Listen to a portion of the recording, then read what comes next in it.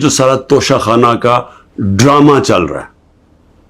تو میں یہ واضح کر دوں کہ یہ ضروری آپ کا سمجھنا ہے کہ توشہ خانہ یہ ہے کیا.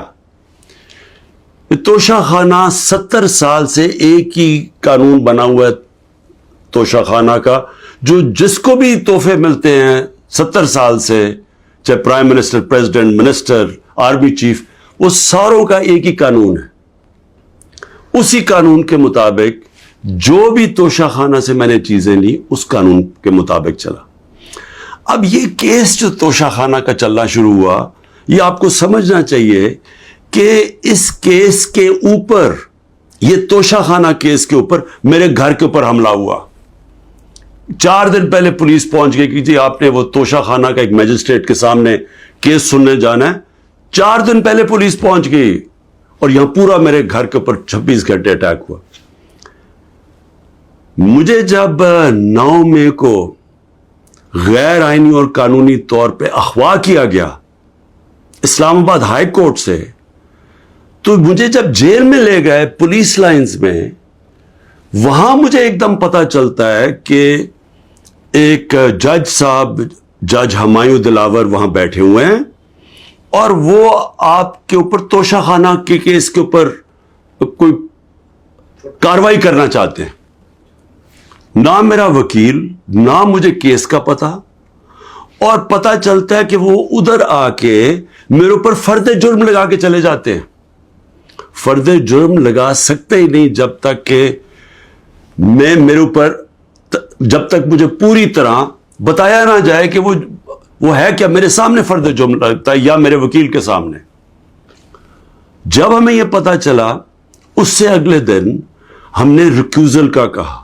ہم نے کہا جی ہمیں ان جج صاحب سے جس طرح انہوں نے کاروائی کی ہے, ہمیں کوئی انصاف کی توقع نہیں ہے. یہ 11 مئی کو ہم نے کیا. اس کے بعد بہرحال ایک پورا سلسلہ چلتا رہا جس میں یہ واضح ہوتا گیا کہ ایک پلان بنا ہوا ہے کہ توشہ گارہ میں عمران خان کو ڈسکوالیفائی کرنا ہے. مجھے ایک سوال دیے گئے, 35 سوال دیے گئے, کوشچن جج صاحب نے کہ جی ان کے جواب دو. محرم کی چھٹیاں بھی تھی, خیر ہم نے بڑا زور لگا کے اس کا جواب تیار کیا. میں نے کوئی 1 گھنٹہ عدالت میں کھڑے ہو کے کل سارے سوالوں کا جواب دیا. انہوں نے 2 کوئی گواہ رکھے ہوئے تھے, سرکاری گواہ. کوئی بھی ایسی چیز نہیں تھی جو میں نے 35 سوالوں میں جواب نہیں دیے. ایک چیز کا جواب دیا. اور ایک جگہ جو یہ بات کدھر پھنس رہی تھی جی, کہ آپ نے جی یہاں توشہ خانہ نہیں لکھا. یعنی ہم نے سارے پیسے سب ڈکلیئرڈ تھے, جتنے توشہ خانہ کے پیسے تھے بینک میں ڈکلیئرڈ تھے, وہ سارے میرے الیکشن کمیشن کے سامنے ڈکلیئرڈ تھے. وہ میں جو ایف بی آر تھی اس کے سامنے ڈکلیئرڈ تھی, ویلتھ ٹیکس میں ڈکلیئرڈ تھا, سب کچھ ڈکلیئرڈ ہے. ایک جگہ پہ کہتے جی یہ پیسہ تو ہے لیکن یہاں اس کے اوپر توشہ خانہ نہیں لکھا. اب یہ میرے اکاؤنٹنٹ نے بھرا ہوا تھا, 40 سال سے میری وہی اکاؤنٹنگ فرم ہے. تو میں نے اپنے گواہ میں لکھا کہ یہ اکاؤنٹنٹ کا کام ہے آ کے آپ کو ایکسپلین کرے, پیسے تو ہیں کہ جی اس نے توشہ خانہ پیسے کے آگے لکھا یا نہیں لکھا. حالانکہ وہ اکاؤنٹنٹ کلیئر ہے کہ قانونی طور پہ اس نے ٹھیک کیا. اب وہ اکاؤنٹنٹ نے آنا تھا. آج پتہ چلتا ہے جج صاحب کہتے ہیں جی 1 گھنٹے میں گواہ کو پروڈیوس کرو. گواہ راستے میں ہوتا ہے, کہتے اب ہم نے کینسل کر دیا, اب کوئی گواہ آپ سامنے نہیں لا سکتے. میں یہ سوال پوچھتا, یہ کوئی ملٹری ٹرائل ہو رہا ہے, میرا رائٹ, میرا حق ہے فیئر ٹرائل کے لیے, یعنی ایک دم گواہ کینسل کر دیے. میں نے کوئی 5-6 گواہ لے کے آنے تھے تاکہ وہ ایکسپلین کرے. جو 35 کوشچنز انہوں نے بھیجے ان کے جواب میں مجھے موقع تو ملے کہ اگر کوئی پوچھے, میرے وکیل ان کو سمجھانے کے لیے. گواہ تو اس لیے ہوتے ہیں. گواہی سارے کینسل کر دیے اور آج اب ایسے لگ رہا ہے کہ کل فرد جرم قائم کر دیں گے. یعنی مجھے سمجھ نہیں آ رہی کہ یہ جلدی اتنی کیا ہے. کیا کل 2 دن آج گواہ آ جائے, کل گواہ آ جائے, اس کے بعد پھر آپ نے جج صاحب فیصلہ کرنا ہے وہ آپ نے کرنا ہے. لیکن مجھے تو موقع ملے کہ ہر دنیا میں ایک موقع ملتا ہے انسان کو فیئر ٹرائل کا, وہ مجھے موقع دینا چاہیے. اور ابھی سپریم کورٹ میں یہ بھی کہہ دوں کہ ہم نے ریکیوزل کا بھی ان جج صاحب کا کہا ہوا ہے کہ ہمیں ان کے اوپر اعتماد نہیں ہے. وہ پڑا ہوا ہے اسلام آباد ہائی کورٹ میں. وہ اسلام آباد ہائی کورٹ بدقسمتی سے فیصلہ نہیں کر رہے چیف جسٹس صاحب. میں یہ بھی کہہ دوں کہ صرف اتنی زیادہ پتہ نہیں میں کتنے کیسز میں ہوں, صرف 2 ججز کے اوپر میں نے ریکیوزل کا کہا ہوا ہے. ایک اسلام آباد ہائی کورٹ کے چیف جسٹس اور دوسرے یہ جسٹس دلاور. یہ میرا رائٹ ہے کہ اگر میں سمجھ رہا ہوں مجھے انصاف نہیں مل رہا تو میرا یہ حق ہے کہ میں ان کو ریکیوز کرواؤں, ان کو کہوں کہ کسی اور کو بھیج دیں. اب وہاں بھی فیصلہ نہیں ہو رہا اسلام آباد ہائی کورٹ میں.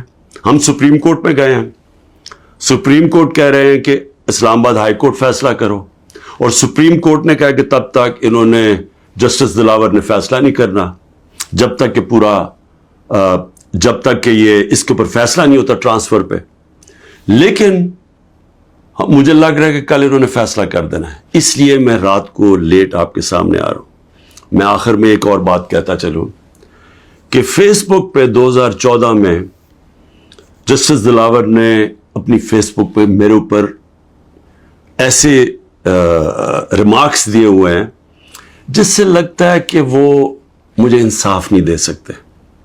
یعنی ان کی ایک پرسنل ڈسلائک اس میں سامنے آ رہی ہے. ہم نے یہ چیف جسٹس صاحب اسلام آباد والوں کو کہا کہ دیکھیں یہ پریجوڈسڈ ہے.